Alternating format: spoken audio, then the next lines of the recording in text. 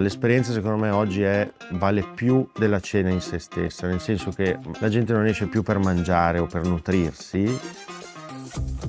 Mi chiamo Alberto Tasinato, sono il cofondatore del ristorante L'Alchimia di Milano. L'idea della cucina piemontese nasce banalmente dalle origini. Sono piemontese, la scuola che ho fatto è la scuola alberghiera fatta in Piemonte, quindi sicuramente la prima formazione fatta è su quella tipologia di cucina. Le prime esperienze lavorative sono state fatte lì, quindi comunque anche le mani in pasta a tutti gli effetti le ho buttate su piatti di quella tradizione. È una cucina secondo me che rispecchia anche molto la nostra tipologia di ristorazione, nel senso una cucina rotonda, accomodante, mettiamola così, non è una cucina fatta di spigoli, non è una cucina fatta di tecniche strane, è una cucina golosa, di base ci sono i fondi, ci sono salse comunque cremose, c'è un bel incrocio tra carne e pesce, banalmente pensiamo al vitello tonnato, nel senso si può dar spazio a giocare su piatti dove comunque devi mettere tecnica per farli bene, però è un piatto che tutti possono capire, quindi molto accessibile. Cioè è molto difficile banalizzarle, nel senso che fare un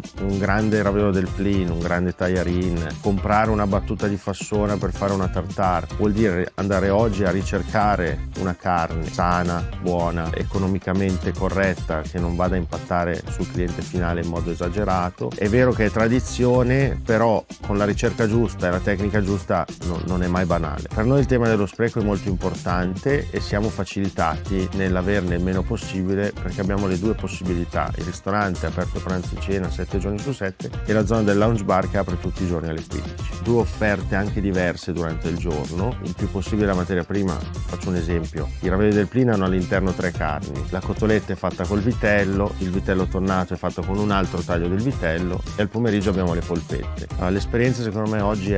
vale più della cena in se stessa, nel senso che la gente non esce più per mangiare o per nutrirsi,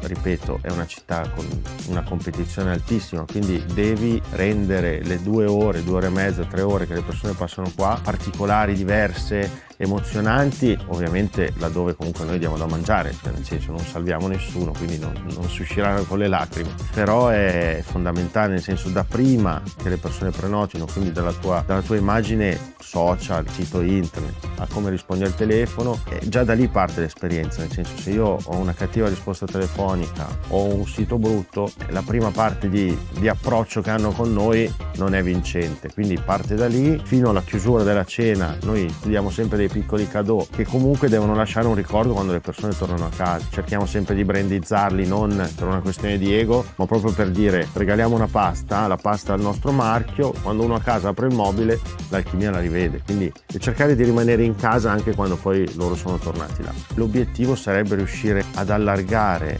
diciamo così, il brand con un'altra offerta, quindi il sogno è di avere una pizzeria sempre con il marchio Alchimia, ricerca di materie prime, servizio snello ma comunque molto attento, e quel piatto molto pop che però può avere un livello medio-alto, soprattutto in una città come questa dove c'è spazio ancora. Quando abbiamo iniziato a usare Supply eravamo molto scettici, nel senso che non sentivamo il bisogno di aggiungere un fornitore dopo 7 anni, quindi all'inizio è stata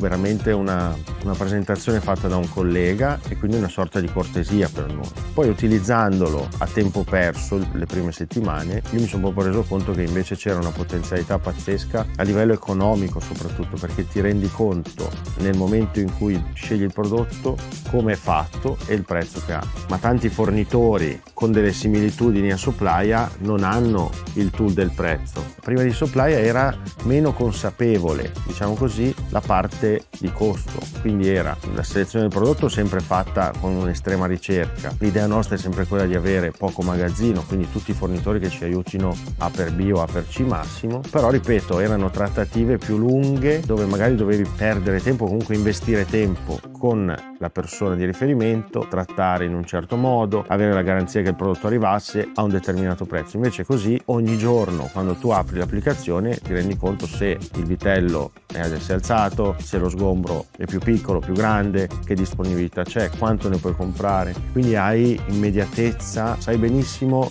giorno su giorno, hai un controllo dei costi che prima non avevi. Per me Supplya è l'Amazon dei